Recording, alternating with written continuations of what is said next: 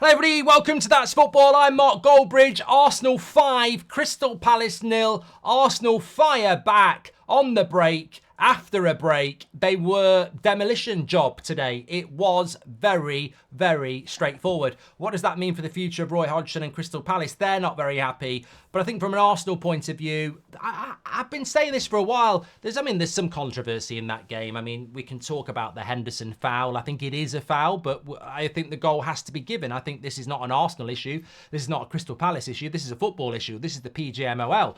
But what I will say is that, look, I look at Arsenal today. They look focused, concentrated, and they go and win 5-0. All season I've watched Arsenal, and I think defensively they've been good, but they've been lacklustre in the final third. They look like they're a little bit stuttering. They don't look like they can beat teams like they did last season. They don't have that fluidity. They have a bit of a break. They come back 5-0. And I think this has to be acknowledged here that Arsenal are not Man City. They don't have the squad. They don't have the player depth of quality. They have a select few players that have played a hell of a lot of football. And I think up until the last game we saw them in the FA Cup, they looked knackered. All over Christmas, they looked exhausted. They've had 2 weeks off.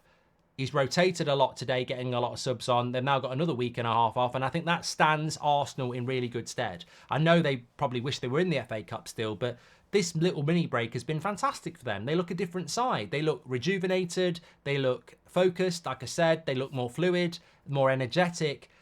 These footballers, I don't want to be saying this because they earn ridiculous money, but you can't keep playing them the way we've been playing them. Arsenal were a prime example of that. Champions League football, Premier League football, Premier League adding 5 minutes on the end of every first half, 10 minutes on the end of every second half. It's just a ridiculous volume of football, and I think the Arsenal team today just looked completely unrecognisable from the team that we saw before. And look, Palace weren't great, but Arsenal were ruthless, relentless. They get the clean sheet. They score 5 goals. It's the perfect day. Do I think Arsenal can win the league? This is where it really comes down to it. Well, look, that 3 points puts them in a good situation. They've got Forest away next. Then they've got Liverpool at home. They've got to win those 2 games, and they will be in a title race. They're still in one now. What I will say, though, fundamentally, Man City have got Erling Haaland coming back. Liverpool have got lots of options. Arsenal have got Jesus up front and Nketiah as the backup. I don't know what their financial fair play situation is. I don't know whether they've got any room for manoeuvrability. But last season, I watched them play Man City at home and Nketiah missed 3 big chances and they lost. This season, I fear the same thing's going to happen again. They've got a better defence this year. They've got Declan Rice in the midfield. They've got good wingers. But up front, I think this is where it's problematic for Arsenal. If they had, people can say Benzema, Ivan Toney, but if they had a goal scorer up front whose job was to score goals, I think the whole dynamic of that Arsenal team changes. When Man City have got Erling Haaland to come back and Arsenal are going to try and do it with Jesus and Nketiah, this is why I don't think Arsenal will win the league. It's not impossible, but I do think it's an area where they really do lack. And but that's a fantastic result for them today, and it will give them confidence. And I wouldn't be surprised if they go to Forest now and win quite comfortably and then set up a big game against Liverpool, who will have played a lot more games than them as well. That's very, very bright. Let me just leave that there. I'll leave it. But look, in relation to the game itself, no, that is really bright. Shut up. Get off.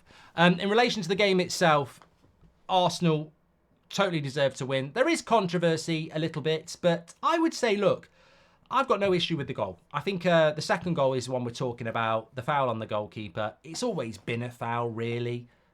Majority of the time that's a foul. Goalkeeper's a protected species. We would normally see a foul for that. Henderson's trying to move to jump for the ball. He gets a bit of a nudge. He's obstructed. We're used to that being a foul until last week, when it wasn't a foul for the Burnley goalkeeper. So Howard Webb did his chat this week, and therefore you've got to give a goal like that. I don't agree with it. I think it's wrong to change the rules halfway through a season.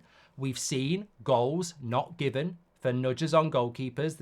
It's happened to Man United. I think it's happened to Wolves. It certainly happened with Alisson and Akanji in that game. So changing the rules halfway through the season is the sort of nonsense we have to become accustomed to with the PGMOL. They're out of control. They're incompetent. They're not fit for purpose. The biggest league in world football, We've already seen an onside goal not given.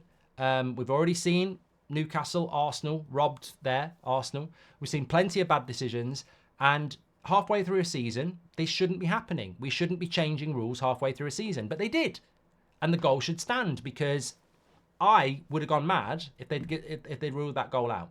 I'd have said, so last week for Luton it's fine, but this week it's not fine for Arsenal. The goal should be given. The problem that will happen is there'll be plenty of Arsenal fans saying, stop moaning, it's a goal. I get that, but I'm not moaning about Arsenal. You were fantastic today. You deserve to win the game. I'm talking about officiating, and you've been on the end of bad officiating at St James's Park. And what happens if in the Liverpool game, the cross comes in, David Raya tries to go for the ball, is blocked off by Jota, and on the back post someone bundles it in and you lose 1-0. This is my point. You're going to say, well, it's always been a foul. This is the problem. You can't be changing rules halfway through a season, but this is what we expect from the officials. And I don't really understand what their point is. Well, we've decided it's not a foul anymore. We're being consistent. Halfway through a season, it's incredible. And I tell you what, it's going to be a very interesting few weeks, because Arsenal were brilliant. Like, Ben White was stood on Henderson on the first goal as well. In fact, every corner. And they were lobbing these balls up, and they were trying to make it difficult for the goalkeeper, because I think what Arteta and his team have done this week is said, look, that decision's bigger than people think.